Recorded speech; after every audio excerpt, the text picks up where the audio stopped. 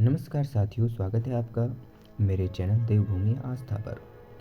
तो ये मेरे चैनल का चौथा एपिसोड है तथा गोलजू देवता की जन्मगाथा की कथा का भाग 3 है। तो इस कथा को मैं वहीं से पुनर्प्रारंभ करता हूँ जहाँ तक मैंने लास्ट एपिसोड में सुनाया था।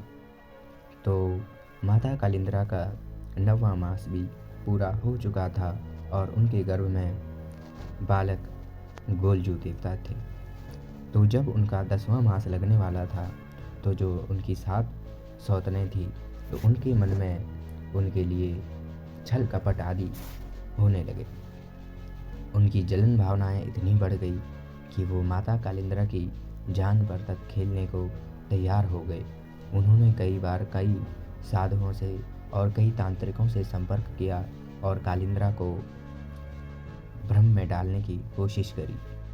कहते हैं कि जब माता कालिंद्रा को गर्भ पीड़ा शुरू हुई थी तो उसके 2 दिन पहले माता कालिंद्रा ने अपनी 7 सौतनों से पूछा कि मेरी बहनों, मुझे बता दो कि मुझे गर्भ की जो पीड़ा है वो प्रारंभ हो चुकी है और मुझे इस बच्चे को जन्म देने के लिए कौन सा स्थान उचित रहेगा।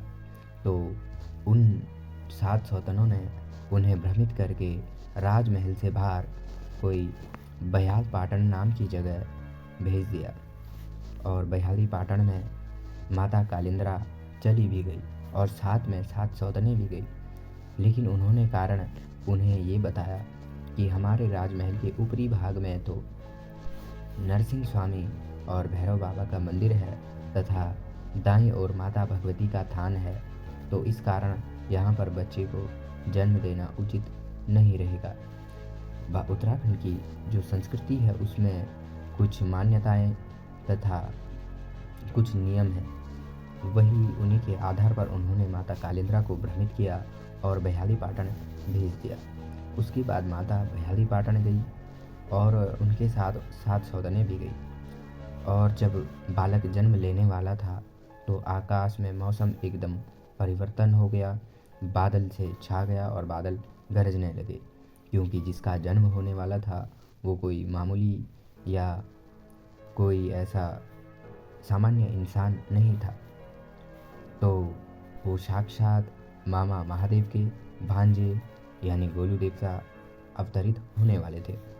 तो 7 सौतनों ने जलन के मारे उस वक्त माता के आँखों पर काली पट्टी बांध दी और उनके बच्चे को पकड़कर गाय के गोठार में या कह सकते हैं गाय की गौशाला में फेंक दिया और माता को उनके बच्चे के रूप में वहाँ पर माता के सामने सिलबट्टा रख दिया और कहा कि हे अभागिन स्त्री, तुमने इंसानों के बजाय पत्थरों को जन्म दिया है।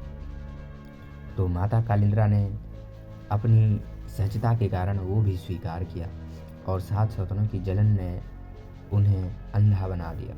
तो उसके बाद जब उन्होंने गोलजू बालक को गौशाला में फेंक दिया था, उसके बाद वहाँ पर गायों ने उनकी रक्षा की।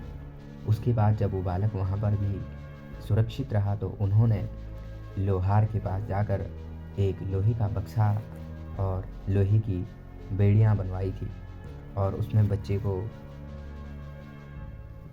बंद करके गंगा में बहाने का निर्णय लिया। उसके बाद वो सुनार के पास गए और उन्होंने उस पर सोने की पट्टियाँ चढ़वाई तथा लोहार से उस पर 7 ताले बनवाए, जिन्हें सप्तताल कहा जाता है। तो गोलजू देवता को उन्होंने उस तेजस्वी बालक को उस लोहे के बक्से में कैद करके और 7 ताले लगा करके काली गंगा में बहा दिया। जागरों और हमारे लोक कथाओं में बताया जाता है कि जिस वक्त गोलजू देवता का अवतार हुआ और वे इस धरती पर जन्मे तो उस वक्त वहाँ पर जो उनकी 7 सौतन माताएं थी उनके आँख भी बंद हो गई और उनकी तेज को वो सहन न कर पाए। लेकिन उन्होंने गोलजू जो बालक थे उनके ऊपर काले कंबल को डालकर उन्हें ढक लिया और गौशाले में फेंक दिया। उसके बाद उन्होंने लोहार और सुनार दोनों के पास जाकर एक अभिन्न प्रकार का बक्सा बनवाकर उस पर 7 जगह ताले लगवाए और काली गंगा में फेंक आए। उसके बाद वह बक्सा बहते बहते काफ़ी दूर जाकर अल्मोड़ा के एक तट पर जा गिरा।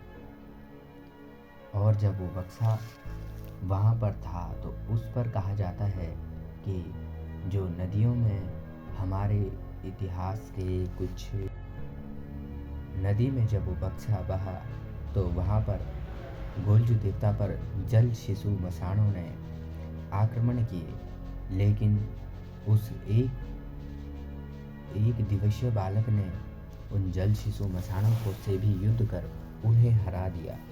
उसके बाद वह बक्सा एक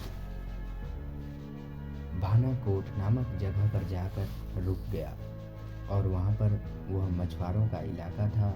तो एक मछुआरा जिनका नाम था भाना देवोर, और वही जब सुबह सवेरे अपना मच्छी का जाल गंगा में फेंकते हैं तो उनके जाल पर वो सोने का बक्सा यानी सोने का संपट, जागरों में इस बक्से को संपट नाम से संबोधित किया जाता है।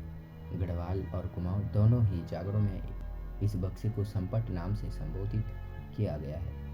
तो जब उनके जाल पर वह बक्सा फंसता है तो पहले तो वो अचंभित हो जाते हैं, लेकिन उन्हें साहस नहीं आता और वो जाल काफ़ी गहराई में था।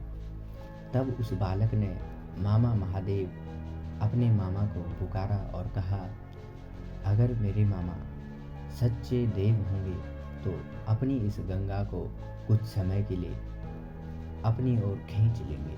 तब महादेव जी ने अपनी जटाओं को खोला और गंगा का आधा से ज़्यादा पानी महादेव जी तक शोषित हो गया।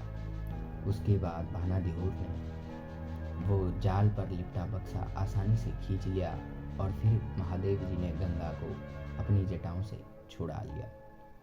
उसके बाद जब वो बालक को घर ले गए तो वो भी निसंतान थे। भाना देवोर और उनकी पत्नी भी निसंतान थी, तो उन्हें संतान सुख प्राप्त हुआ।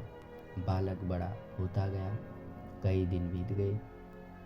कहा जाता है कि जब उनकी माता गंगा स्नान के लिए आई थी और तब एक दिन उन्हें आभास हुआ, गोलजू देवता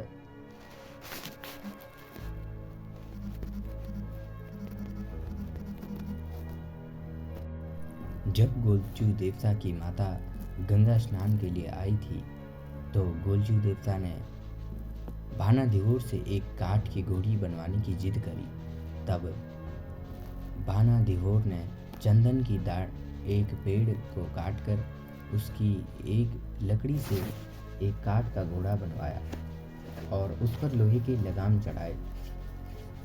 और गोलजू देवता को जब गौरी गंगा में उनकी 7 सौतन माताओं ने फेंका था तो उसी कारण गोलजू देवता का नाम गोरिया राजा पड़ा।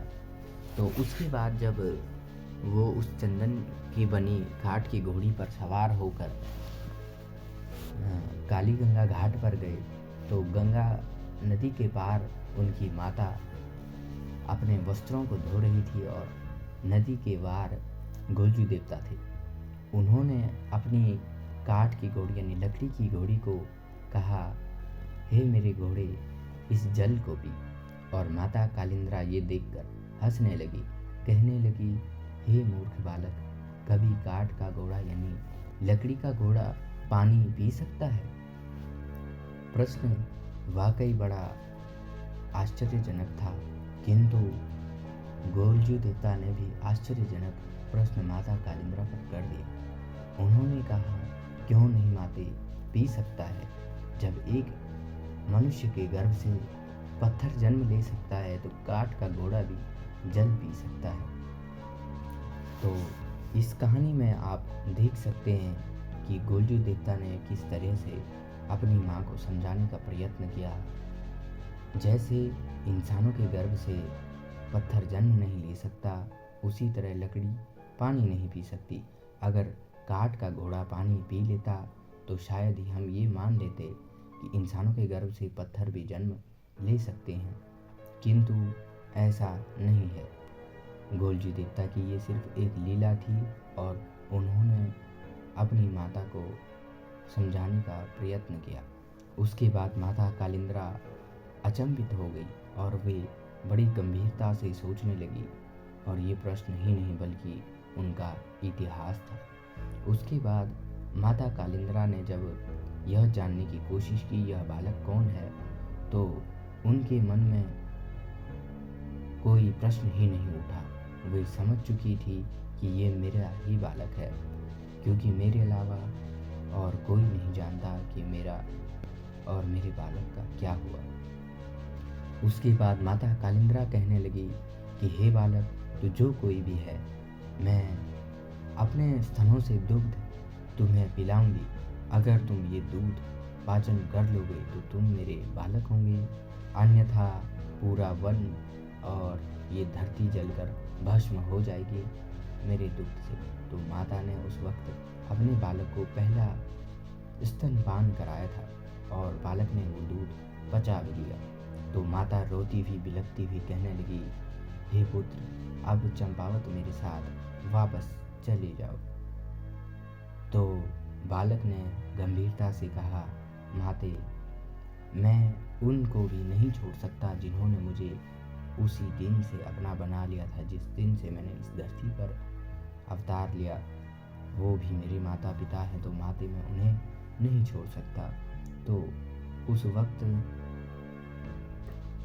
उस घाट पर कहा जाता है कि गोलजू देवता के आने से पहले भी एक घटना हुई थी। वो घटना यह थी कि जब माता कालिंद्रा वस्त्रों को धो रही थी तो उनके हाथों में जो कंगन थे वो बजने लगे, और वहाँ पर कुछ जो जल में रहने वाले भूत और मसाण इत्यादि थे, जल शिशु मसाण, नगु मसाण और बिच्छू मसाण। तो इन तीनों मसाणों ने माता कालिंद्रा को घेर लिया।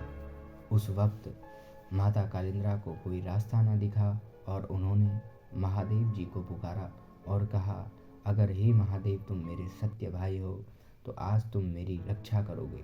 तो उस वक्त महादेव जी ने अपनी जटाओं से कुछ वीरों को उत्पन्न किया और उन्हें माता की रक्षा के लिए भेजा।